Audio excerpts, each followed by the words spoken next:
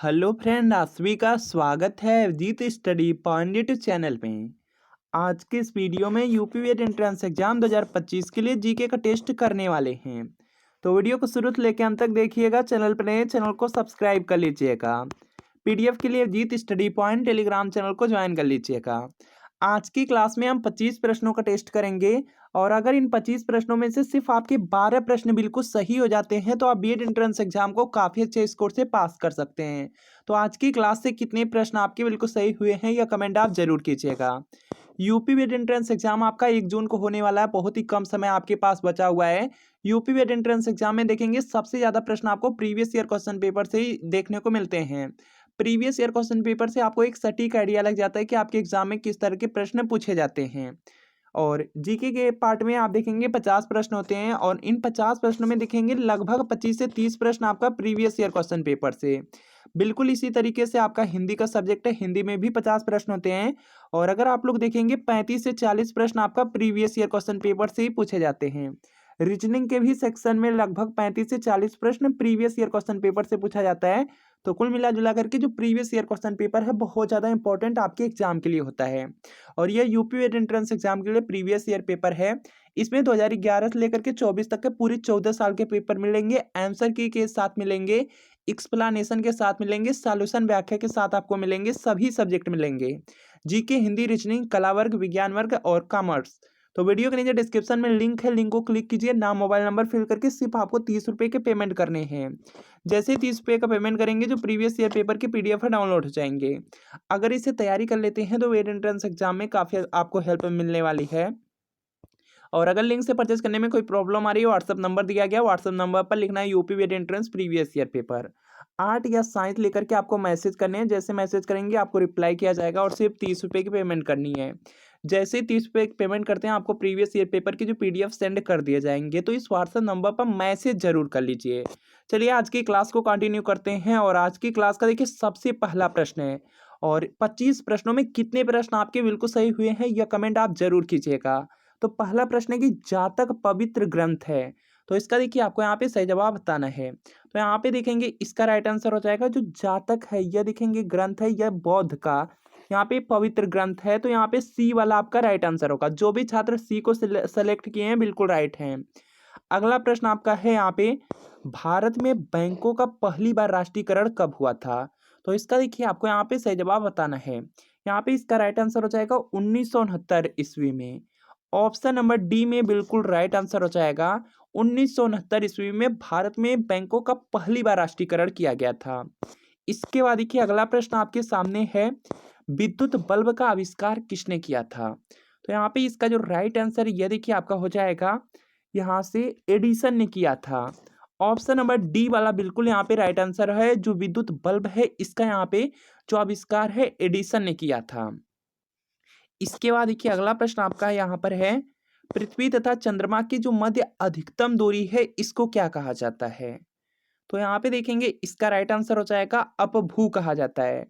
पृथ्वी तथा जो चंद्रमा है इनके मध्य जो अधिकतम दूरी है इसको अपभू कहा जाता है। तो यहाँ पे क्या होगा डी वाला आपका राइट आंसर होगा।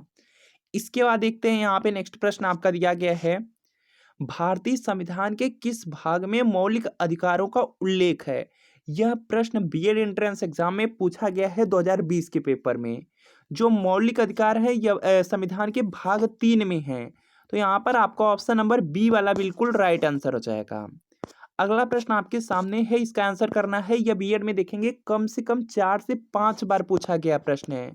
बहुत ज्यादा इंपॉर्टेंट है कि संविधान संशोधन द्वारा जो मताधिकार की उम्र है 21 वर्ष से घटा करके 18 वर्ष कर दी गई। तो यहाँ पे देखेंगे इसका राइट आंसर हो जाएगा 61वें संविधान संशोधन अधिनियम में। तो यहाँ पे ए वाला आपका राइट आंसर इंपॉर्टेंट प्रश्न है। अगला प्रश्न है कि निम्नलिखित में से कौन सी गैस है जो सर्वाधिक ग्रीन हाउस इफेक्ट में यहाँ पे योगदान करती है। तो इसका देखिए आपको यहाँ पे सही जवाब बताना है। तो यहाँ पे जो ग्रीन हाउस इफेक्ट है इसमें सबसे ज्यादा प्रभाव पड़ता है जलवाष्प का। तो यहाँ पे ये वाला आपका राइट आंसर होगा। अगला प्रश्न है कि पौधों के आयु का पता लगाया जाता है। तो इसका देखिए सही जवाब बताना है और यहाँ पे इसका राइट आंसर हो जाएगा उसके धड़ पर जो वलय होते हैं वलय की गणना करके। तो यहाँ पे ये वाला आपका राइट आंसर है। अगला प्रश्न है कि चंद्रगुप्त मौर्य ने अपने जीवन के अंतिम दिन कहाँ बिताए थे। तो इसका देखिए सही जवाब बताना है। तो यहाँ पे इसका राइट आंसर होगा श्रवणबेलगोला में, बी वाला आपका राइट आंसर होगा। अगला प्रश्न आपके सामने है कि प्रकाश तंतु जो ऑप्टिकल फाइबर होता है किस सिद्धांत पर कार्य करता है यह बताना है। तो यहाँ पे इसका राइट आंसर हो जाएगा पूर्ण आंतरिक परावर्तन। तो यहाँ पे ई वाला आपका राइट आंसर होगा। अगला प्रश्न है कि किसके द्वारा राष्ट्रीय आय का आकलन किया जाता है। तो इसका देखिए सही जवाब बताना है और यहाँ पे इसका राइट आंसर हो जाएगा केंद्रीय सांख्यिकी संगठन। बीएड में देखेंगे लगभग 3 से 4 बार यही प्रश्न आपका रिपीट हुआ है, इंपॉर्टेंट है, सी वाला राइट आंसर है। अगला प्रश्न है कि भारत में गुलाम वंश का संस्थापक कौन था। तो इसका देखिए सही जवाब बताना है। भारत में जो गुलाम वंश है, गुलाम वंश का संस्थापक कुतुबुद्दीन ऐबक था। तो यहाँ पे ये वाला आपका राइट आंसर होगा। पेनिसिलिन की खोज किसने की थी। तो इसका देखिए सही जवाब बताना है। पेनिसिलिन की जो खोज है अलेक्जेंडर फ्लेमिंग ने किया था। यह बीएड में पूछा गया प्रश्न है, इंपॉर्टेंट प्रश्न है, तो आपको याद रखना है। इसके अलावा यहाँ पे जो चेचक के टीके की खोज है एडवर्ड जेनर ने किया था, यह भी पॉइंट आपको याद रखना है। निम्न में से कौन सा कार्य है जो राष्ट्रपति नहीं करता है, यह आपको बताना है। तो यहाँ पर देखेंगे, देखिए यहाँ पे जो राष्ट्रपति होते हैं वह संसद का अधिवेशन बुलाते हैं, लोकसभा का विघटन कर सकते हैं और संसद का सत्रावसान कर सकते हैं, लेकिन संसद का स्थगन नहीं कर सकते हैं। तो यहाँ पे क्या होगा, सी वाला आपका बिल्कुल राइट आंसर होगा। अगला प्रश्न आपके सामने है, HIV संबंधित है। जो HIV है इसका संबंध एड्स रोग से है। तो यहाँ पे डी वाला आपका राइट आंसर होगा। किस राज्य की जो राजभाषा है अंग्रेजी है। तो इसका देखिए आपको यहाँ पे सही जवाब बताना है। तो यहाँ पर देखेंगे इसका जो राइट आंसर है यह देखिए आपका हो जाएगा यहाँ से नागालैंड। तो यहाँ पे नागालैंड आपके ऑप्शन नंबर सी में दिया गया है, तो सी वाला आपका बिल्कुल राइट आंसर हो जाएगा। दो आपके राज्य हैं जहाँ की राजभाषा क्या है, यहाँ पे अंग्रेजी है, नागालैंड, और एक है आपका मेघालय। तो आपको याद रखने हैं। अगला प्रश्न आपके सामने है, यहाँ म्यांमार किसका नया नाम है, इसका आपको सही जवाब बताना है। तो जो म्यांमार है यह वर्मा का नया नाम है। तो यहाँ पे डी वाला आपका राइट आंसर हो जाएगा। अगला प्रश्न है कि डेविस कप किस खेल से संबंधित है। तो इसका देखिए आपको सही जवाब बताना है।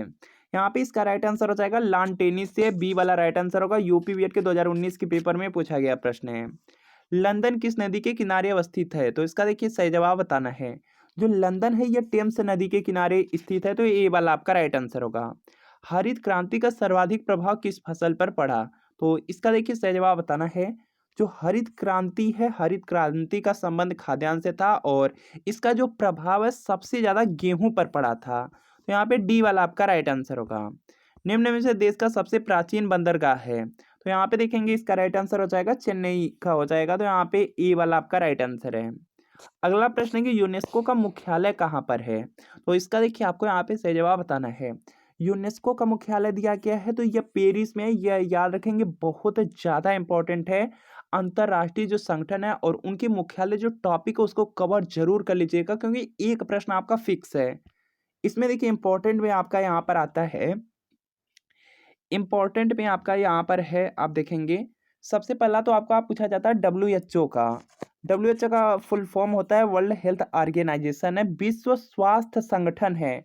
विश्व स्वास्थ्य संगठन का जो मुख्यालय जेनेवा में है। दूसरा इंपॉर्टेंट में आ जाता है WTO। WTO का यहाँ पे जो मुख्यालय है यह है आपका, WTO का फुल फॉर्म होता है वर्ल्ड ट्रेड ऑर्गेनाइजेशन, विश्व व्यापार संगठन। इसका भी मुख्यालय जेनेवा में। दो इंपॉर्टेंट है, दोनों को याद जरूर रखना है। इसके अलावा FAO है, इसका मुख्यालय रोम में हो जाएगा। और इसके बाद देखेंगे यहाँ पे एक और है ADB का मुख्यालय मनीला में, यह याद रख लेंगे, इंपॉर्टेंट में यह है। इसके बाद देखेंगे यहाँ पे संयुक्त राष्ट्र संघ का मुख्यालय न्यूयॉर्क में है। यूनिसेफ का भी मुख्यालय न्यूयॉर्क में है, आप लोग याद रखेंगे।